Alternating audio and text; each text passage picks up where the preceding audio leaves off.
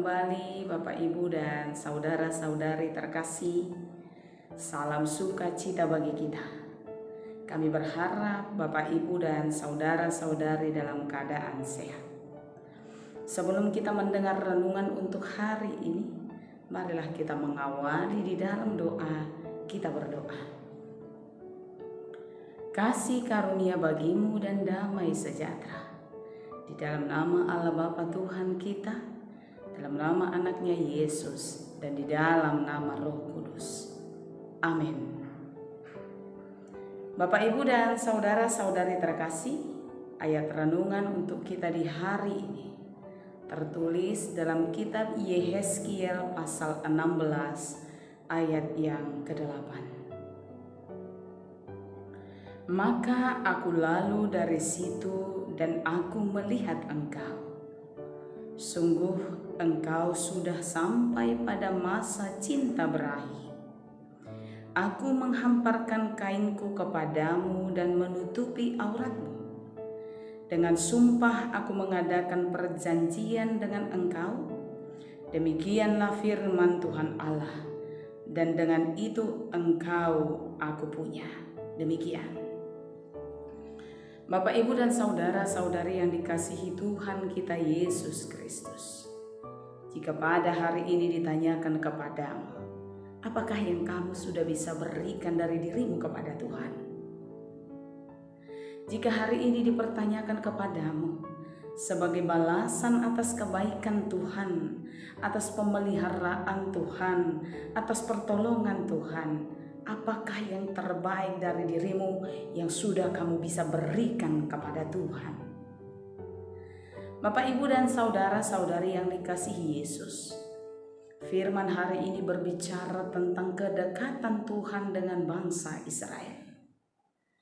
Dalam banyak perumpamaan, Israel dikatakan bagai anak kecil, bagai seorang bayi yang terlantar dan terbuang.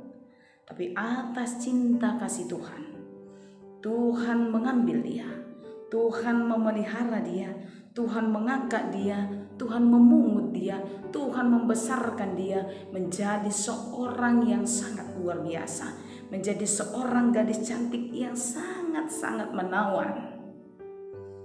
Tuhan menggambarkan Israel itu bagai seorang gadis cantik yang sangat menawan, yang dipungut, dibesarkan, dan dilayakkan oleh Tuhan dari ketidaklayakannya. Hingga Tuhan bisa menggambarkan kedekatan antara Tuhan dengan Israel itu bagai seorang yang sangat mencintai perempuan, bagai seorang yang sangat mencintai yang dia kasihi, yang menjaganya, yang menutupi auratnya, yang sangat mencintainya, yang sangat mengangkatnya, memeliharanya, melindunginya, dan juga menyelamatkannya. Namun apa yang dilakukan Israel terhadap Tuhan? Bagai kacang lupa akan kulitnya, bagai orang yang melupakan kebaikan Tuhan, demikianlah Israel di hadapan Tuhan. Israel tidak membalaskan perbuatan yang luar biasa yang Tuhan berikan kepada mereka. Israel tidak mensyukuri penyelamatan yang Tuhan lakukan atas mereka, tapi sebaliknya Israel berpaling dan menyembah kepada berhala sebagai balasan atas kebaikan Tuhan. Bapak, Ibu, dan saudara-saudari yang dikasihi Yesus Kristus, bukankah Israel layak disebut sebagai orang yang durhaka? Ketika hal yang manis, ketika hal yang baik, ketika pertolongan, keselamatan, pemeliharaan, dan kebaikan yang mereka terima, mereka balaskan dengan kejahatan. Coba kita kembali kepada diri kita.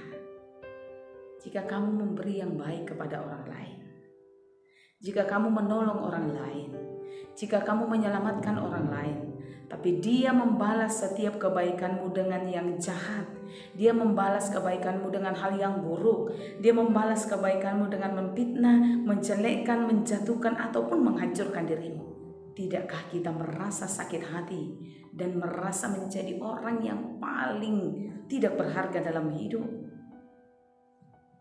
Allah mengalami hal yang sama. Allah menerima balasan yang tidak baik atas apa yang dilakukan Israel. Allah dalam renungan ini juga mengalami seperti yang kita alami. Ketika kebaikan yang Dia lakukan kepada Israel dibalas dengan ketidakbaikan. Ketika pertolongan yang Dia berikan kepada Israel dibalas dengan kejahatan. Sungguh Israel layak disebut sebagai yang durhaka. Lalu renungan ini kembali kepada kita di hari ini. Apakah yang kamu sudah bisa berikan kepada Tuhan sebagai balasan atas kebaikan Tuhan yang sudah Dia berikan kepadamu? Apakah balasan yang kamu sudah bisa berikan kepada Tuhan sebagai respon atas pertolongan, pemeliharaan, dan keselamatan yang Tuhan bisa berikan kepadamu? Bapak, Ibu, dan saudara-saudari yang dikasihi Yesus, sesungguhnya Allah kita bukanlah Allah yang mau menuntut, bukanlah Allah yang menginginkan balasan atas setiap yang Dia berikan kepada kita.